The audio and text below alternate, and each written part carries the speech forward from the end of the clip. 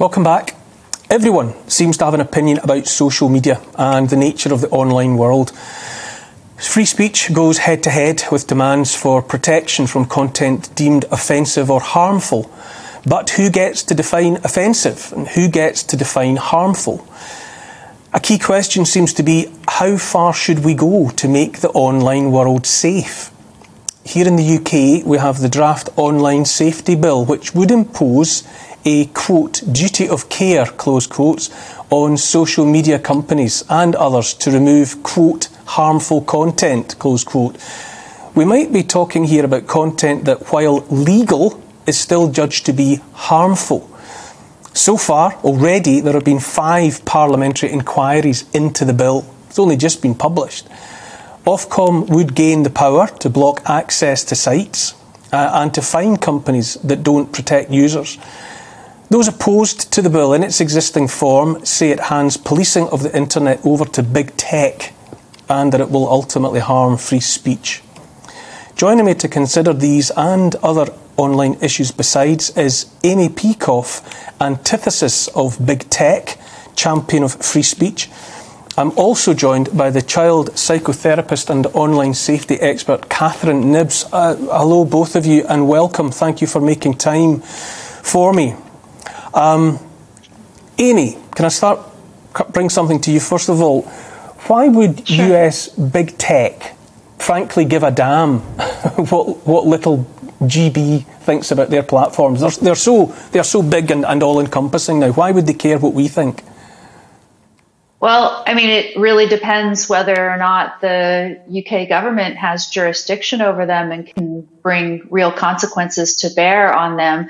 And then, of course, us as Parler, up-and-coming platform, that is something that we would be looking at, of course, as we look to expand outside the United States. So what are the legal consequences? But I think anybody who's involved in this industry, where I think those of us who are in this industry because we want to make the world a better place, we want to actually encourage civil discourse among people of competing viewpoints. We want to make sure that this problem is solved correctly in a way that does promote that discourse and at the same time maintains freedom for individuals, because the end game is a free and flourishing life for human beings. And we don't have to, we don't want to lose sight of that.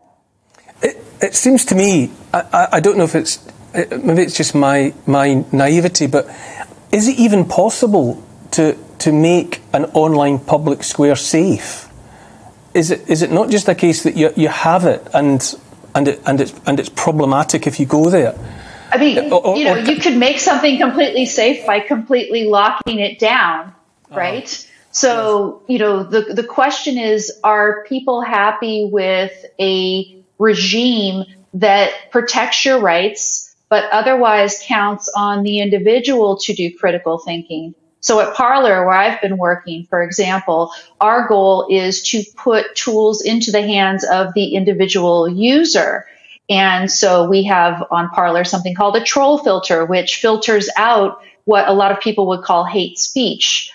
These are attacks on the basis of race, sex, sexual orientation, etc.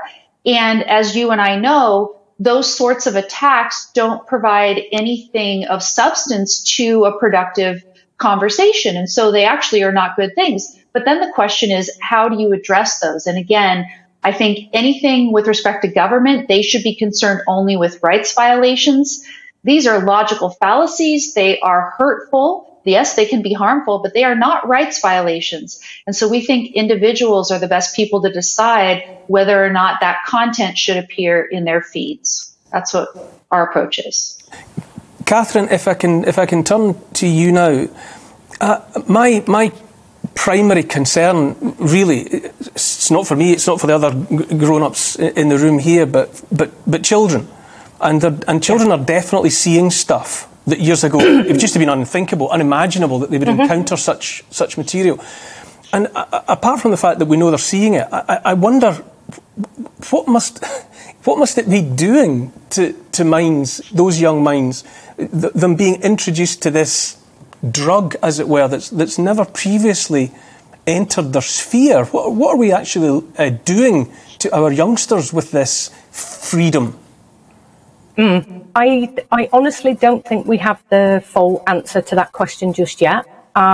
It's one of the reasons that I'm interested in the online harms and cyber trauma that I'm kind of looking at the moment. And in terms of what children are exposed to, they are encountering material that they may not encounter in the corporeal world, the real life world, and they're not necessarily mature enough in some ways in terms of developmental stages to understand what some of this content is. They can find some of the content can be directed at them, and they don't have the capabilities of what we call emotional regulation in the therapeutic world.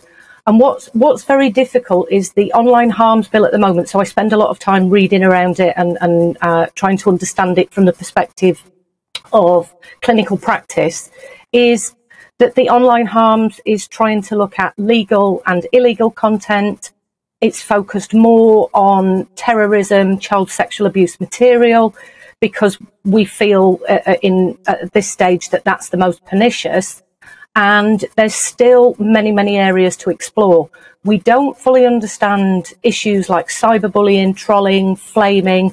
And one of the issues we've got is there are so many labels for each phenomena that it makes it difficult to investigate from an academic and research perspective. Now, what I actually see in my clinic is children and adults who are exposed to content that is another person's opinion. It might be directed at them in the version of what we call hate speech. It might be the isms, the sexisms, the racism, and it's difficult for maturing children. And of course, what we know from the developmental world is it can take up to the age of about 25, maybe even 28, for a brain to be fully matured to understand and to assimilate that kind of issue. So we have a real human issue that has transposed onto an online space that we weren't prepared for. And of course, what we're doing at the moment is playing catch up. And I don't think when the internet was invented that we even envisaged that it would be used in this way.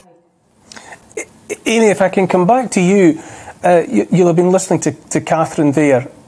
Is it possible to put the genie back in the bottle, or to get control of the genie, so to speak? I think you've said that this is the measures that are being contemplated with the online safety bill would put censorship in the hands of the tech giants. Are we even addressing ourselves to the right problem? Are we trying to fix the right thing? And will what's being proposed not still just leave children and developing minds at continuing risk? I just think of it, it's like letting them run about in a 6-lane motorway. I mean, the problem is compounded when you're talking about something that's online, right? Because we don't necessarily know what kids are looking at online all the time, right? So if they have access to any sort of a device and they're not being properly supervised, then suddenly they can be exposed to something that they're not prepared to handle. The age 25 to 28 range makes it sound a little difficult to figure out this problem, because then you're talking about adults. But with children, with so many things, the responsibility would lie on the parents and on anyone that the parent has, for assistance, teachers and other people who are also responsible for the kids. So that's where I would want to see the efforts to redress this problem be made, that people actually take this seriously. It's no accident that a lot of the kids of these people who work in big tech don't allow their kids to be on the screen, right? They have really strict limits about being on screen time, so to speak. And this is probably just one of the many reasons. Thank you. I'm just going to bring in the panel that I have here with me as well. Mo, that resonates very strongly with me. Do you think it's even? I don't think it's realistic to think that we can ever protect children from what's online, even if you took their phones away. Yes, I hear what Amy's saying. I've heard that before, that the tech giants, proprietors, don't let their kids anywhere near the online world if they can seek to achieve it. But is that practical to keep them away? It's out there, isn't it? Yeah, I mean, I thought Amy made some good points there, because I do think it's up to us as adults to frame this, to frame what children have access to. And, there are parental controls, there are ways that you can monitor your kids' screen time, all of that. In your own home, taking control of their handsets and their phones. But when they go out into the world and the next person's got a tablet or a mobile phone without the blocks on it, the thing must and always leak like a colander, surely. I mean, that's the problem with freedom, isn't it? Freedom involves risk, right? We can't keep people safe all the time, much as we want them to. And, I'm in complete agreement that I would want no child of mine anywhere near some of the most nefarious aspects of the online world. But that is what we have to do. We have to be responsible to kind of manage that freedom to have this wonderful way we communicate. Do you see people affected, Laurence? Your children, you've got two boys, two young lads, and in any event, just your circle of friends. Do you see them being enervated and ground down by all of this? Well, speaking as someone who's had individual death threats posted through my letterbox and human feces, my kids are kind of used to actual threats and harm. But my view with my kids, and what I say to them always, is I have a tracker for what they're searching, and I know what they're going through, and it's incredibly innocent, actually, weirdly, for my boys. And but I say to them, look, the internet is full of good and evil, and you'll find both if you look for it. You can find either. And I say, and there's nothing I can do to stop you. If you want to go there, you can go there. And I encourage my kids in good. I say, if you find good things will happen, and if you look for evil, bad things will happen, and that's true of life. Yes. But I don't think making big tech to get involved. Look at the great stuff they've done to us already is ridiculous. It's like we have laws in the UK; those laws should be lifted. We should have a digital border around the UK with a customs that says that's not allowed in and that's not allowed to be said. End of. Catherine, if I can come back to you, my experience with my kids is that they actually seem to be moving beyond social media, or they seem to me to be moving beyond it in some ways. I'm aware that they think my obsession with certain platforms is hilarious, or even inappropriate, and I sometimes wonder if we're just a bubble because we straddle the world of before social media and the world of after. That we'll have been its biggest victims, and actually the youngsters coming through have a kind of an objectivity and even a disdain for it. And I wonder if, as well as you saying that the children of the tech giants aren't allowed anywhere near it, I wonder if they even want to be anywhere near it, because I don't think mine do. Well, I mean, there's a couple of things there, and hopefully I can address a few of them. I would say in generic terms, one of the things that I would say is I take with a pinch of salt that these tech giants don't allow their children on the technology because that's where all of their friends are.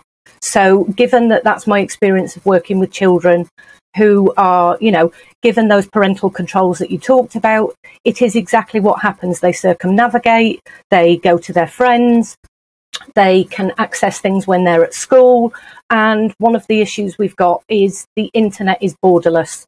So what we try to do within the UK, we can't then apply necessarily to those other countries in the same way. And for me, there's something about children are in this space that we created. And unfortunately, I don't think it's a tech problem to solve a human problem. I think it's a societal problem. I think we need to work together in terms of parents, teachers, technology companies, and working together with government. And what we've got at the moment is a bit of what I call finger pointing. So there is a little bit of the social media companies saying it's not our responsibility. The parents need to take this on board and put the controls in place.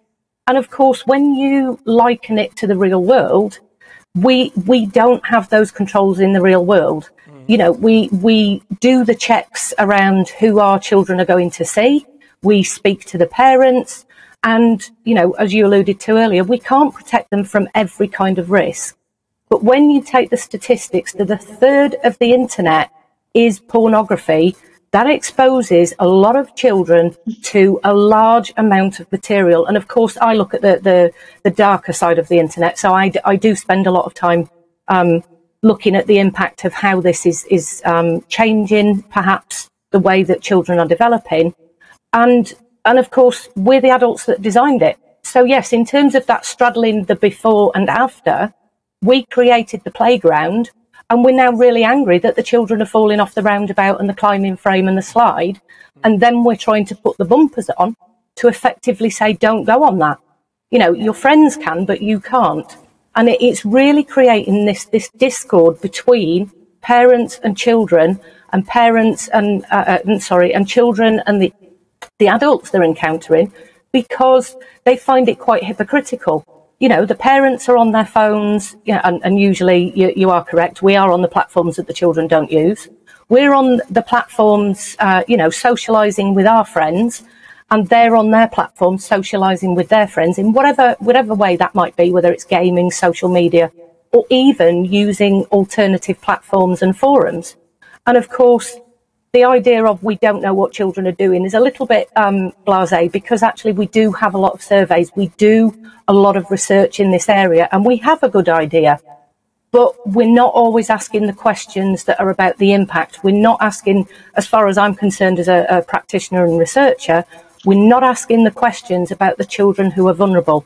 And what we are now finding is that the children who are vulnerable are ones who come from learning difficulties, foster care families, adoption, they're not in education, and that puts them at risk of risky behaviour, which we know from child development is one of the reasons they go seeking for some of this material in the first place.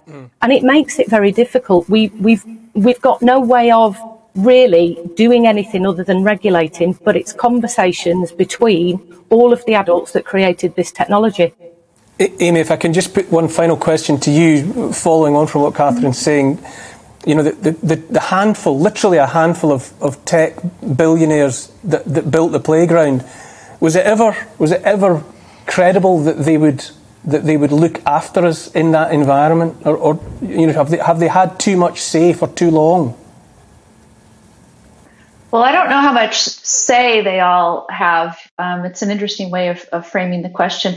Clearly, there is a danger, and this is a new technology and it poses a danger. But again, I go back to the idea that it's our responsibility. If there's any child that we're responsible for in any capacity, whether as a parent, a teacher, or otherwise, that we look out for their exposure to the bad things that the internet has to offer. I didn't know that there was a third of it was pornography. So call me ignorant in that regard. But yes, it's like anything else. And this conversation has been going on for centuries, right? Well, whatever the latest harm is, and how are you going to protect children from it?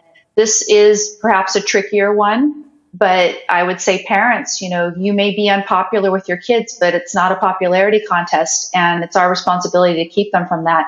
What we want to be careful of is that in proposing solutions to this problem, we don't get government and big tech involved to such an extent that we create Big Brother, that we start using Orwell's 1984 as an instruction manual. You know, you talk about big tech having power. At least there's competition there. But if you get government and big tech intertwined, that's something of nightmares for me, anyway. It certainly is. Thank you both, Catherine and Amy, for joining us online, and thank you, panel. It just seems like sometimes like an insoluble problem. Welcome to the GB News YouTube channel. You can watch us live 24 hours a day, catch up on your favourite shows, and join in the conversation in the comments below. Don't forget to subscribe and you'll never miss any of our exclusive content.